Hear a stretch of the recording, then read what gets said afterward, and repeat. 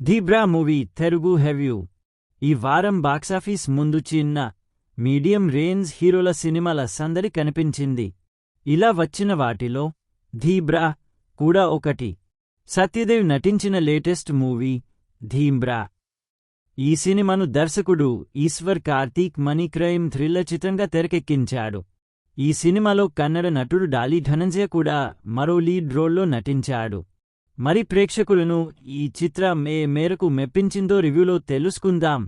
సూర్య alias Satyadev ఓ private బ్యాంక్లో relationship manager. సొంతంగా ఇల్లు కొనుక్కుని తాను ప్రేమించిన అమ్మాయి సహోద్యోగ స్వాతి అలియాస్ ప్రియా భవానీ శంకర్ని పెళ్లి చేసుకోవాలన్న లక్ష్యంతో జీవిస్తుంటాడు. ఒకరోజు స్వాతి చేసిన చిన్న పొరపాటు వల్ల ఒక వ్యక్తి ఖాతాలో జమ కావాల్సిన చెక్ మరో వ్యక్తి ఖాతాలో జమవుతుంది. దీంతో డబ్బు పోగొట్టుకున్న ఆ కస్టమర్ తన డబ్బు వెంటనే ఇప్పించాలని పట్టుబడతాడు.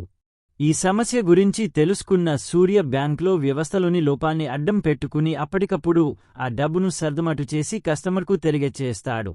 కాని అంతలోనే సూర్య పేరుతో ఉన్న మరో బ్యాంక్ ఖాతాలో 5 కోట్ల రూపాయలు జమవుతాయి. ఆ తర్వాత ఆ అకౌంట్ ఫ్రీజ్ అయిపోతుంది.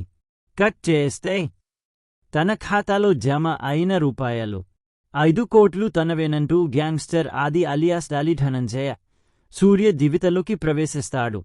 తన డబ్బును 4 రోజుల్లో తిరిగివ్వకపోతే సూర్య తల్లిని చంపేస్తానని డెడ్లైన్ పెడతాడు. మరి ఆ తర్వాత ఏమైంది? తన ప్రమేయం లేకుండా సూర్య పేరు మీద నకిలీ బ్యాంక్ ఖాతా తెరిచిందెవరు? అందులోకి అది డబ్బు ఎవరు జమ చేశారు? బ్యాంకులో పనిచేసే సాధారణ ఉద్యోగ 4 రోజుల్లో 5 కోట్లు ఎలా తిరిగే ఇస్తాడు? ఈ ప్రయాణంలో తనకెదురైన సవాలేంటి అనేది తెలియాలంటే సినిమా చూడాల్సిందే. బ్యాంకింగ్ వ్యవస్థలో జరిగే ఆర్థిక నేరాల్ని ఆధారం చేసుకుని అల్లుకున్న కథ ఇది. దీన్ని గ్యాంగ్స్టర్ ప్రపంచంతో ముడిపెట్టి ఓ విభిన్నమైన చిత్రాన్ని తెరపై చూపించాలని ప్రయత్నం చేశారు దర్శకుడు. నిజానికిది చాలా మంచి ఐడియా. కాకపోతే దీన్ని ఎలాంటి గందరగోళం లేకుండా ప్రేక్షకులకు తేలికగా అర్థమయ్యే చెప్పాలి. బ్యాంకింగ్ వ్యవస్థ తీరుని ఆద్యంతం ఆసక్తి రేకెత్తించేలా కథన నడపాలి. ఈ విషయంలో దర్శకుడు ఇంకాస్త కసరత్తు చేస్తే బాగుండేది. నిజానికి సూర్య కోణం నుంచి సినిమాని ఆరంభించిన తీరు ఆసక్తికరంగానే ఉంటుంది. చెక్ రాంగ్ డిపాజిట్ సమస్య నుంచి తన ప్రియురాన్ని కాపాడటం కోసం సూర్య చూపే తెలివితేటలు బ్యాంకింగ్ వ్యవస్థలోని లోపాల్ని అడ్డం పెట్టుకుని తన ఖాతాలో లేని డబ్బును తిరిగి తెచ్చుకునే తీరు థ్రిల్ చేస్తాయి. ఆ ఎపిసోడ్ అంతా ప్రేక్షకులకి చాలా కన్విన్సింగ్గా అనిపిస్తుంది. ఆ తర్వాత దర్శకుడు తెరపై మరిన్ని మ్యాజిక్స్ చేస్తాడో అన్న ఆసక్తి కలుగుతుంది. కానీ గ్యాంగ్స్టర్ ఆది గుప్తాల కథ మొదలైనప్పటి నుంచి సినిమాలో వేగం తగ్గపోతుంది.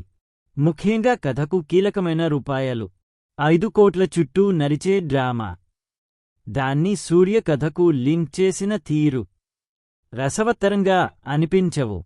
మొత్తం మీద ఈ ది బ్రా సినిమాలో గుడ్ డ్రామాతో పాటు కొన్ని చోట్ల ఫన్ కూడా బాగానే వర్కౌట్ అయ్యింది. ఇక నటీనటుల పర్ఫార్మెన్స్ కూడా బాగుంది. ప్రధాన పాత్రలో నటించిన సత్యదేవ్ తన పాత్రలో ఒదిగిపోయారు. మరో కీలక పాత్రలో కనిపించిన డాలి ధనంజయ కూడా మెప్పించాడు. హీరోయిన్గా ప్రియా భవానీ శంకర్ తన పాత్రకు న్యాయం చేసింది. బాబాగా సత్యరాజ్ ఆకట్టుకున్నారు. రవి బస్రూరిచ్చిన పాటలు గుర్తుండకపోయినా ఆర్ఆర్ మెప్పిస్తుంది. మాటలు కొన్ని చోట్ల బాగుంటాయి. విజువల్స్ బాగున్నాయి. కెమెరా వర్క్ ఓకే అనిపిస్తుంది. ది బ్రా అంటూ వచ్చిన ఈ మనీ క్రైమ్ థ్రిల్లర్లో మెయిన్ థీమ్, ప్రధాన పాత్రల మధ్య డ్రామా, కొన్ని ఫన్ ఎలిమెంట్స్ చాలా బాగున్నాయి. అలాగే సత్యదేవ్తో పాటు మిగిలిన నటీనటుల నటన మరియు కొన్ని థ్రిల్లింగ్ ఎలిమెంట్స్ ఆకట్టుకున్నాయి. అయితే కొన్ని చోట్ల స్క్రీన్ ప్లే ఆసక్తికరంగా సాగకపోవడం, సెకండ్ హాఫ్లో కొన్ని బోరింగ్ సీన్స్ వంటి అంశాలు సినిమాకి మైనస్ అయ్యాయి. ఓవరాల్గా ఈ సినిమాలో మనీ చుట్టూ తిరిగే క్రైమ్ అండ్ సస్పెన్స్ డ్రామా ఆకట్టుకున్నాయి. లాజిక్కులు ఏమీ పట్టించుకొని ప్రేక్షకుల్ని మాత్రం ది బ్రా అలరిస్తుంది. ముఖ్యంగా Daali acting, characterisation, Satya comedy, Satyadev performance వంటివి ఈ సినిమాని ఆన్ టైం వాచ్గా నిలిపాయి. రెగ్యులర్ కమర్షియల్ మూవీస్ చూసేవాళ్లకు ఇది నచ్చదు. డిఫరెంట్ థ్రిల్లర్స్, అందులోనూ బ్యాంక్ స్కామ్ తరహా థ్రిల్లర్స్ ఇష్టపడే వాళ్లకు ది బ్రా నచ్చేస్తుంది. అంతా బాగానే ఉంది. కాని లక్కీ భాస్కర్, రిలీజ్ అయిన కొన్ని రోజుల తర్వాత థియేటర్లలోకి రావడం దీనికి ఓ రకంగా మైనస్. ఇప్పుడు మనం రేటింగ్స్ని చూద్దాం. ఆడియన్స్ 5కి 3.75 రేటింగ్ ఇచ్చారు.